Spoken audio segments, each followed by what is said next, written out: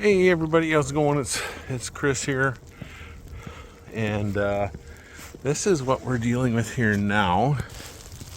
As they say in Winnipeg, if you don't like the weather, wait 20 minutes. This is literally 20 minutes after I shot the last little video on my walk.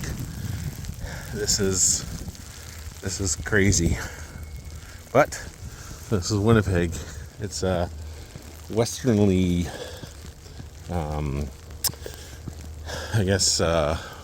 warm front kind of moving through here from the west, from Alberta. And I think it's coming up from the Colorado low or Colorado whatever. But anyway, this is what we have here in Winnipeg now. And this was literally 20 minutes after I shot that last video. Crazy, eh? But anyway, we are out for a quick little walk here. Yeah, I don't want to get run over here. It's pretty nutty. But yeah, I have had a few people ask me about aviation stories of the North. So if I've seen anything or done anything cool or whatever, I'll tell you a quick story while I'm going for a walk here. I'm not going to go too far. It's not that cold out, but it's a little snowy. But anyway, it was Christmas Eve, and I was supposed to go up to Flin Flon, and Flin Flon is a pretty special place for me because we used to camp up there all the time when we were kids. So we'd spend this whole summers up there, like a week after school to a week before school started. We go to Flin Flon. We go up to Bearskin Airlines. So I got a lot of friends up there. And at the time when I was in high school or whatever, I knew pretty much half the town. So everybody knew I was coming up for Christmas Eve. This would have been back in 2001. Yeah, 2001. So, and I was really jazzed about going up there. And then I would go up there Christmas Eve and then fly out, I think early in the morning or 9 in the morning or 8 in the morning, whatever, Christmas Day. And then I'd come back home to Winnipeg and have Christmas off. So I was really looking forward to that. And it was kind of a day like, it was kind of like this, just really crappy day. But not in Flin Flon. Flin Flon was wide open. It was like it was 20 minutes ago, except for the snow on the ground. So I was really looking forward to going. And so were all my friends. And I was telling my co-pilot about it, and I was going to go and introduce them to all my friends in Flin Flon. And so anyway, we're all set and ready to go, and then all of a sudden I hear these kids crying. And it was a bunch of kids out of Thunder Bay College. And they were supposed to go up to, it was a reserve called Fort Severn. It's right at the very northern part of Hudson Bay in Ontario. Well, the flight got canceled, and there wasn't going to be another trip up there until the new year. So they weren't going home for Christmas. So the Grinch's heart got a little big, and I said to our dispatcher, I said, well, do you want me to try it? I don't mind going up there and giving it a shot if you want. So she said, well, let me check with the owner. So she called up Harvey, and Harvey's like, well, yeah, like, it's a good idea. Chris is a bush pilot. He grew up in the bush. The other pilot, he was a super great pilot, really good friend of mine. But it wasn't, he was thinking of the company too, because it wasn't really worth going, because it was probably going to be like this. So you're just wasting gas and money. But anyway, Harvey said, well, if Chris is willing to try, send him up. So we switched flights. The other guy took my flight to Flin Flon, sadly, and And then I did the Fort Severn flight. So away we go, and I told my co-pilot, I said, if the weather's the shits up there, like, are you good to give it a real honest try to get in? And he's like, absolutely, I am, for sure. We're not going all the way up here just for the fun of it. And I said, no, we're not. So away we went, and it was like, we shot the approach. It was an NDB approach, so it's non-precision approach. But we've been up there so many times, the only thing you're gonna hit is a polar bear. There's no trees up there or anything like that. Tallest thing there is a polar bear. So away we go, and we give it an honest try. I'm not gonna say what we did because I don't want to incriminate myself. But we gave it a good try. And we're flying in, and I say to Chris, I said, all right, you're outside, I'm inside, I'm flying the approach, I'm on the instruments. And I'm just gonna turn around here now. And you're looking out. So if you see the runway before I do, and I can't see it right away, you have control of the aircraft because it's a lot safer. So that way, instead of me, low at the ground on the approach, looking around for the runway, can't see it, bad things could happen. So he says, yeah, that sounds great. So away we go, start our approach, and coming in, he says, you know what, if I think we got a little bit lower, I think we can get in. And I'm like, great. Set the rad alt, that's our radar altimeter, to whatever. So away we go. And he goes, I said, we're getting really close to the runway. And to our missed approach point, do you have the runway? And it was like Star Wars coming in, with the Millennium Falcon when they hit the hyperspace. It looked like that with the snow. And he goes, yeah, I got the runway. I said, where is it? And he goes, right there. I looked, got it. We ended up landing, and I'm not going to say how we got in, but we got in. Well, the entire reserve was just so thrilled. They all came out. Everyone was crying. Kids were hugging everyone. Parents were hugging everyone. Everyone was hugging us, congratulating us, shaking our hands and everything. And this little Inuit lady, little grandma, she comes up, and she's hugging me and stuff. She's giving me kisses. So we got the kids in, right? In for Christmas time. And then her granddaughter's there, and she says she wants to trace your hand. I said, oh, okay. So she traces my hand, and then she says, do you have a wife or girlfriend?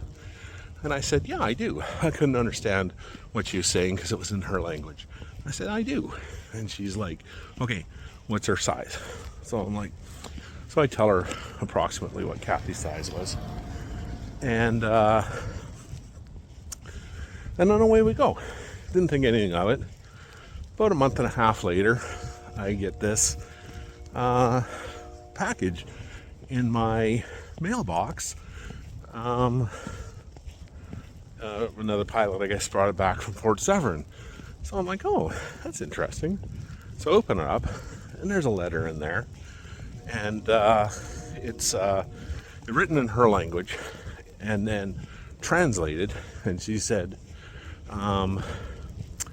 to the pilot who saved Christmas, thank you very much. We all really appreciate it, that kind of stuff. But she said to, thank you for saving Christmas. And inside it was